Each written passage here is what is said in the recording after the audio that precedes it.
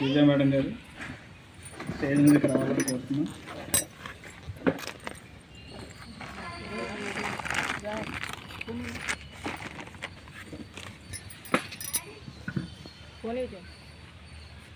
తర్వాత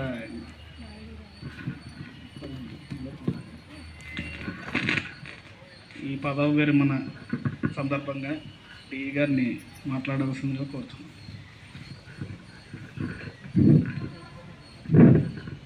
good evening to all. This is the day.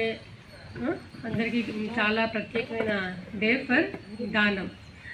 ప్రతి ఒక్కరికి మనకి తెలుసు ఏంటంటే మనం సర్వీస్లో జాయిన్ అవుతున్నప్పుడున్న యాంగ్జైటీ ఏదైతే ఉంటుందో అలాగే రిటైర్ అవుతున్నప్పుడు కూడా మనకి యాంగ్జైటీ అనేది ఉంటుంది.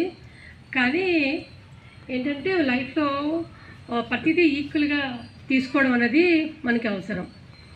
ఇంకా ముఖ్యంగా ఏంటంటే ఎవరైనా సరే యాజ్ ఒక గవర్నమెంట్ సర్వెంట్గా చేసిన తర్వాత రిటైర్ అయ్యి వెళ్ళిపోయేటప్పుడు ప్రతి ఒక్కరి ఎంప్లాయీ యొక్క రెస్పాన్సిబిలిటీ మనం వాళ్ళని వెళ్తున్న వాళ్ళని ఆనర్ చేసి పంపించడం.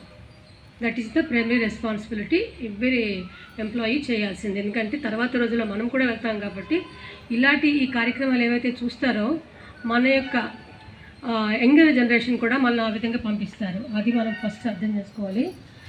తర్వాత ఇంకేంటంటే దేనికైనా మనకి ప్రతి విషయంలో కూడా పెయిన్ గెయిన్ రెండు ఉంటాయి కదా. రిటైర్ అవుతున్నప్పుడు ఒక ఫీల్ అయితే ఉంటుంది, వెరీ అన్హ్యాపీ. ఎందుకు ఆ పెయిన్ ఎందుకు ఉంటుందంటే ఇంతవరకు మనం ఈ సరౌండింగ్స్ ఆఫీస్ సరౌండింగ్స్లో తిరుగుతాం కాబట్టి దాంతో మనకు బాండింగ్ అనేది ఏర్పడుతుంది. అది లాస్ అవుతున్నప్పుడు బాధ. నెక్స్ట్ ఏంటి, కొలీగ్స్ వాళ్ళతో కలిసి మనం ప్రయాణం చేస్తున్నప్పుడు వాళ్ళని వదిలి వెళ్ళడం అనేది కూడా కొంచెం బాధాకరం అనిపిస్తుంది. అదొకటి. రెండు, ఫ్రెండ్స్ మనతో పాటు నడుస్తున్న అందరూ ఫ్రెండ్స్ అవుతారు. సో వాళ్ళతో మనం మాట్లాడతాము, వాళ్ళు కలుస్తారు ఫ్రీక్వెంట్గా అన్నీ ఉన్నప్పటికీ కూడా ఇంత ఉన్న ఇప్పుడు మనం ఏజ్ ఎంప్లాయీగా జర్నీలో నడుస్తున్నప్పుడు ఉన్నటువంటి యాక్సెస్ అది మనకు ఉండదు కాబట్టి అదొక బాధాకరం. కానీ at the same time happy కూడా ఉంటుంది.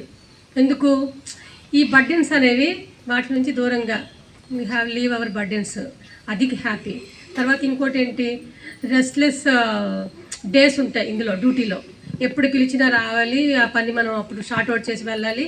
ఈ బర్డెన్స్ అన్నీ కూడా మన నుంచి తప్పిపోతాయి కాబట్టి అది మనకి హ్యాపీ, అంతే కదా. ఒకరికి తర్వాత రెస్పాన్సిబుల్గా ఆన్సిబుల్గా ఉండాల్సిన అవసరం కూడా ఉండదు కనుక అది కూడా హ్యాపీయే. ఇంకొకటి రెండో హ్యాపీ ఏంటి, ఫ్యామిలీతో ఎక్కువ టైం మనం గడపడానికి అవకాశం దొరుకుతుంది, అది హ్యాపీ. మన ఫోకస్ అదంతా కూడా పిల్లల మీద మన కుటుంబం మీద పెట్టే అవకాశం దొరుకుతుంది, ఇది కూడా హ్యాపీ. అంటే మనం ఏం ఆలోచించాలి, ఒక కాయిన్ తీసుకోండి. కాయినింగ్ ఏంటి, రెండు ఉంటాయి, హెడ్ టైల్ ఉంటుంది. అంటే తీసుకునేటప్పుడు అంటే ప్రతిదానికి మనకి మంచి ఉంటుంది, చెడు ఉంటుంది. మనం ఏం తీసుకోవాలి, మంచి మాత్రం తీసుకోవాలి.